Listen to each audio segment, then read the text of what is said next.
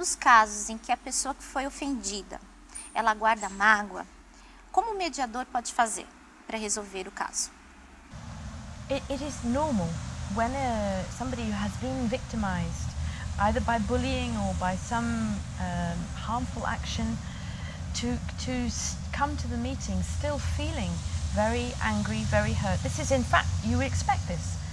And they need an opportunity to express their pain, express their hurt, express their anger. And in fact, we want this to happen because the youngster or the young person who has caused this harm needs to hear this. Also, the parents will express anger. This is not a calm meeting. There are certain ground rules that everybody needs to respect, which they have agreed to before they arrive, so that it is a safe meeting. But certainly anger and hurt and tears happen in that meeting. And one of the biggest things that everybody needs is to have a chance to tell their story and to feel heard. And then after that, we then move into putting things right. And what then they need to see that the person who's caused the harm acknowledges it. Because in the traditional system, when somebody does something wrong and they are punished, the person who has been victimized has nothing.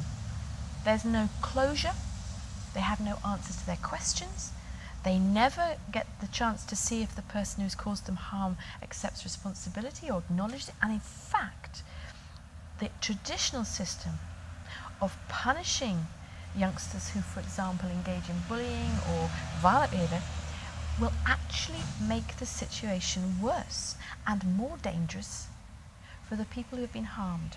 Because, and I quote a very well-known writer in the field, John Braithwaite, he has this wonderful sentence: punishment does not make a young person reflective, it makes them resentful. So after the punishment, they may well go back to the person they have harmed and do more harm.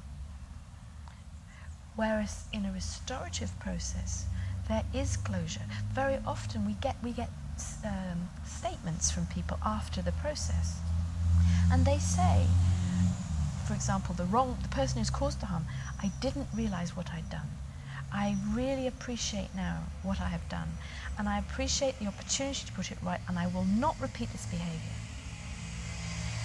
The person who has been victimized will say, I really experienced genuine remorse from this person. I now believe what they say when they say they are sorry, and I believe them when they say they are not going to do it again. We cannot just expect the child to change overnight, but we need to understand the underlying reasons and provide them with the support to change.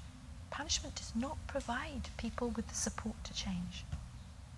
Como é feita a mediação entre os envolvidos no conflito ou no problema?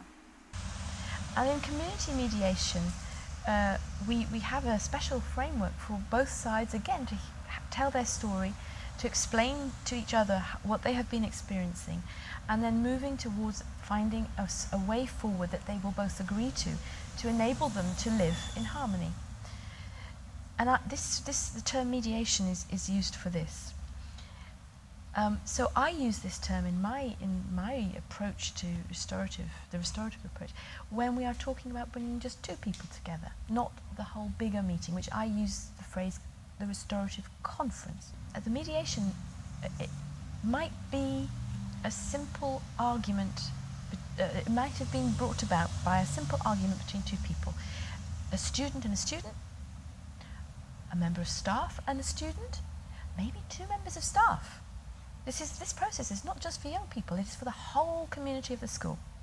If there is a disagreement or a conflict between people in the school building or outside the school building, this mediation process allows these people to have a chance to try and resolve their difficulty. The facilitator needs to spend some time privately with both sides, going through some simple questions.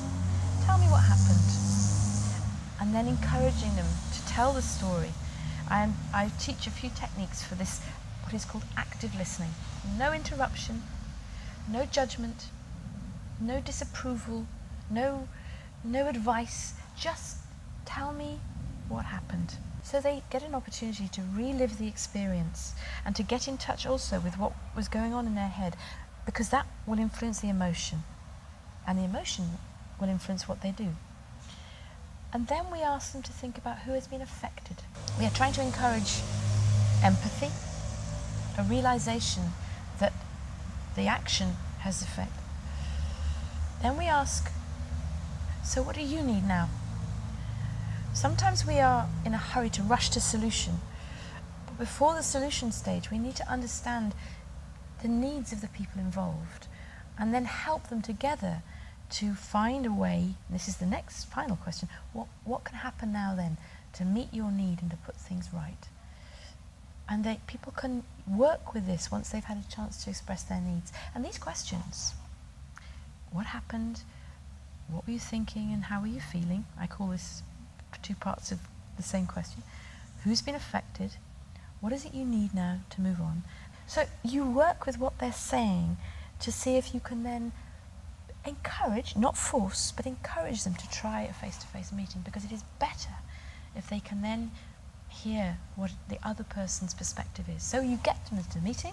We ask first the story, what happened, and thoughts and feelings of both.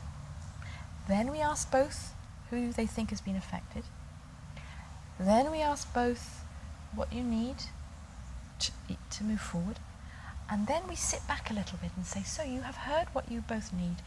What could you do now? And we almost become invisible, because now they are ready to talk. They were not ready when they first came in, but often now they are. So the mediator must be quiet and empower these people to start talking.